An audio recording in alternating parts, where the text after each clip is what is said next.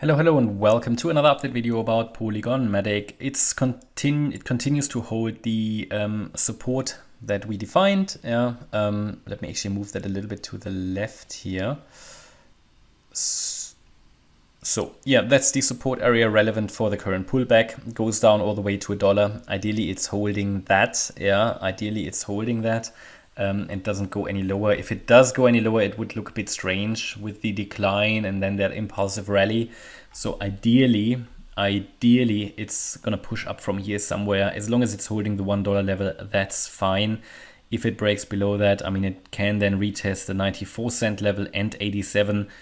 Below that, yeah, then we might actually head down much further, but we'll cross that bridge when we get to it. For now, my view is it should recover from here. A bullish outcome is preferred as long as the $1 level is holding. I count the move off the 10th of March low as a wave 1, then the move down as an A wave, move up as a B wave, and we come down in the C wave at the moment. Question is the C wave finished or not? Doesn't matter so much, because what matters is the support area. And yeah, don't get too confused about the subwave count. I mean, I can count here a 1, 2, 3. Maybe this was the 4, and we now come down in a 5, make one more tiny low, but it should ideally finish here somewhere. Yeah, ideally it does. Well, in an ideal world, the C wave goes a little lower than the A wave low. So far, it hasn't done that. So, but you know, it doesn't really matter because we've hit the target area already, or let's say the trend reversal area. Now we just need to reverse as we already did it here on the 15th of March. Always bear in mind, you know, these setups, they work out so long, and these counts, and at some point they will break. But hey, this one worked nicely and this one worked nicely. At some point it will break, as for example trend lines break as well, right? And that's not a weakness of Elliott wave, that's just typically the way it is, you know. And trend lines need to be adjusted, you know. You constantly need to remeasure your fibs, things like that. It's just it's the markets.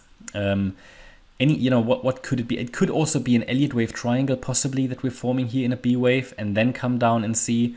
So because this looks still corrective, there's no point trying to speculate what kind of count it is, because they, you know, in a correction, they can take all sides, you know, sorts of shapes and forms.